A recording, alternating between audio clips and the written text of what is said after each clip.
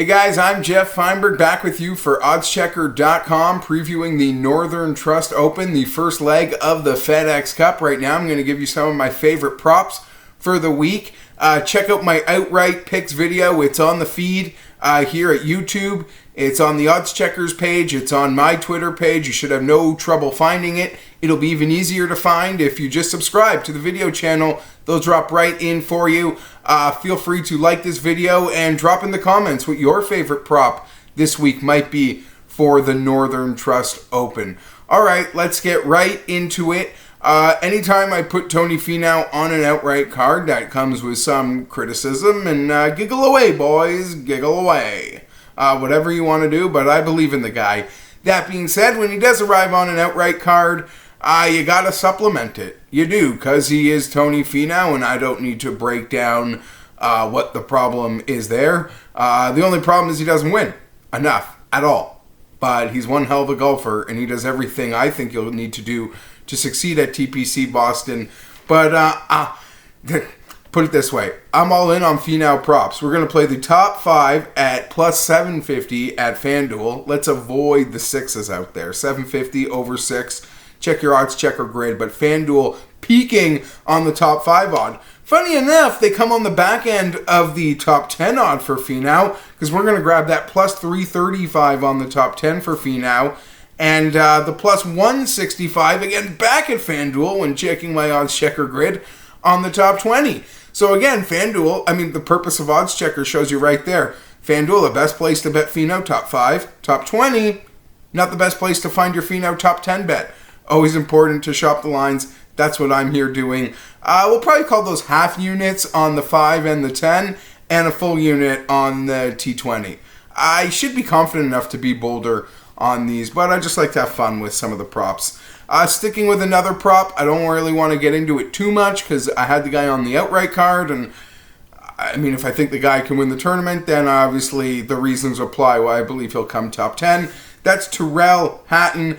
Top 10 plus 550. This one seems to be a pretty popular consensus number on Hatton. I'll break it down quickly. Driving is there. Ball striking is there. He's lost strokes putting in his last 2 events at St. Jude, at the PGA Championship. He missed the cut at the PGA Championship. That probably maybe turned a lot of people off him. But I expect the putting to completely flip and the other aspects of his game, which he's been so dominant at, for months now, to be perfectly honest, to continue. Even going to the pre-COVID shutdown, Hatton was getting it done. I think he gets back on the horse this week. I've got him on the outright card at 60-1, and I'm even going to play that top 10 at plus 550. We're going to finish off with a handful of top 20s here. First one, you might not like it.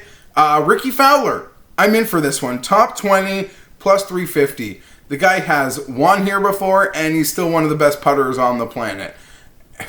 Take that with a grain of salt, because he missed a 1-inch putt, give or take, that had to miss the cut at the PGA Championship, and that put a dagger into my daily fantasy dreams that week at the PGA. Still feeling that one a bit, reeling a little bit. But I'm confident Ricky got back at it. We got to get those long irons in tune. He has won here before. I expect Ricky to have a solid week. I'm not there with the victory, but the T20 for Ricky Fowler at a course he's had some great success at in the past, I think is a good opportunity. He should be refreshed and refocused heading into the FedEx Cup. I certainly hope so. It's been a bit of an up and down year for Rick. Maybe closer to the down, but I expect a strong finish. I really do. Louis Oosthuizen, top 20. You could be bolder with this one if you wanted to, and even play the top 10. I could condone it. Louis doesn't bring any trophies home in America, and I really almost wanted to bet him this week, and wouldn't be surprised if he won, but he's one of the most consistent golfers on the planet. Has a nice little run here at TPC Boston. Lost to Rory McIlroy, I want to say. Had a second place finish. Always seems to play strong, I believe, in the FedEx Cup events. I believe the top 20 at plus 350 is an easy ask for Louis this week. I'm not sure if he's still sponsored by UPS, but I always enjoy him bringing, contending in these FedEx Cup events wearing that UPS ugly brown gear.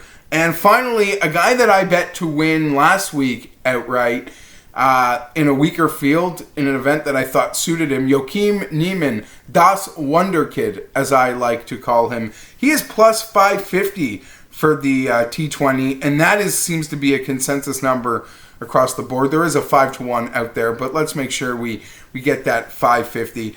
His ball striking, excuse me, boys, his ball striking remains off the charts. Lights out ball striking. He can't putt for anything. Couple putts roll for us this week. We can get that T20. He had an outstanding Friday, Saturday at the Wyndham. Not the greatest Thursday and Sunday. Hopefully we can channel some of that Friday, Saturday. But his ball striking has been right there. It remains elite. A lot of the shots you will need here will be that 175-yard plus iron shot. Joachim Niemann can tackle that. We're going to have to get a little putt luck, but just enough putt luck to get that T20 and cash it at plus 550. So that'll be about a half unit on the Niemann 550, half unit on Louis, full unit on Ricky, half unit on Hatton, and for Finau, those top 5s and top 10s will be half units and full unit on that T20. Hope I was able to sort everything out for you there and it wasn't too confusing.